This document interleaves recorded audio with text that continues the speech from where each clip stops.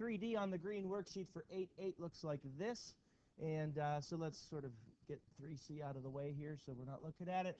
We have 9x squared plus 6x on top on the left, and 2x minus 1 on the bottom. The one thing that I notice, first of all, is we're dividing. So the very first thing that you might want to do when you see division is rewrite the problem.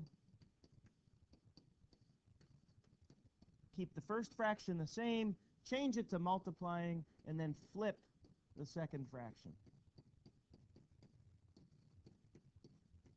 When you're when you're dividing fractions, it's easier to multiply by the reciprocal. So we'll start there. All right, now what I'm going to do here is I'm going to see what we're going to leave alone and what we're going to factor. This guy right here, 2x minus 1, can't really be factored. Its first term is 2x, and its second term is the constant negative 1. You can't really factor that into two parts, so that's the one we're going to leave alone, 2x minus 1. The next easiest one to factor, students seem to find these to be difficult, but they're actually designed to be easier when you don't have a constant on the end. And what I mean by that is, this isn't 9x squared plus 6x plus 1, or plus 11, or something like that, minus 5. That actually makes the problem harder when you have a constant on the end. When you don't have a constant tacked on the end, what you need to notice is they both have a what variable in them? They both have an x in them. So you can factor out an x from the quantity. It's like undistributing an x. But there's more. They also have a common factor between 9 and 6. Here's what I mean by that. Maybe 5 years ago, maybe your teacher in 5th grade would ask you, what number goes into 6 and 9? 3. That's called a common factor. So you bring the 3 out front, and you divide the 9x squared by 3x. You think about what would be there. 3x times what makes 9x squared?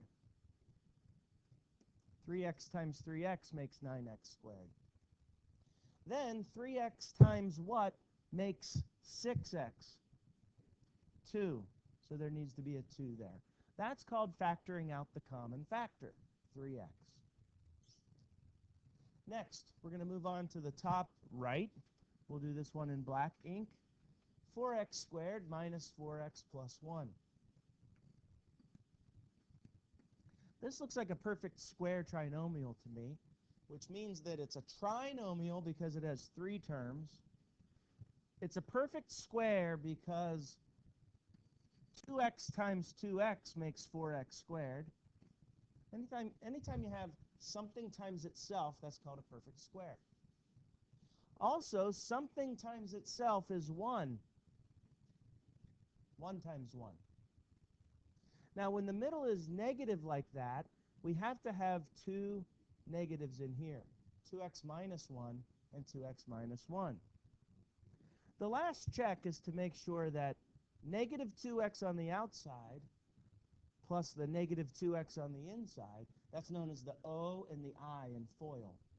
You have to make sure that they add up to what's here in the middle, and they do. Negative 2x and negative 2x makes negative 4x. So that is the factoring of the numerator on the right.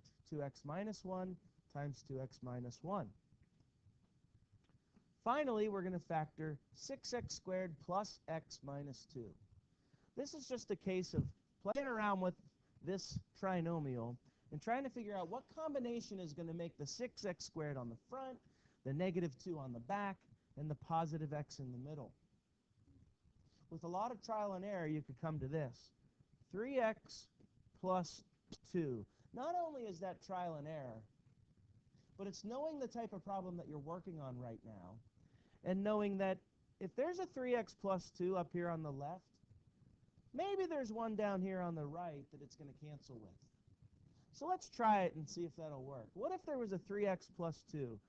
3x times what needs to make the 6x squared? 2x. So we got that out of the way. Then, this positive 2 times what here is going to make this negative 2? Positive 2 times negative 1. Now let's do a quick check to make sure that when you combine the OI, that's the outside, inside, and FOIL, is negative 3x plus 4x, x, negative 3x plus 4x is positive 1x. It all worked out perfectly. It all works out even more perfectly when you see that this 2x minus 1 can cancel with one of these. This 3x plus 2 can cancel with the blue one. And this 2x minus 1 can cancel with this 2x minus 1, leaving us with 3x as the simplified answer. So this entire fraction, if you graphed this whole thing on your calculator, it would look like the line 3x.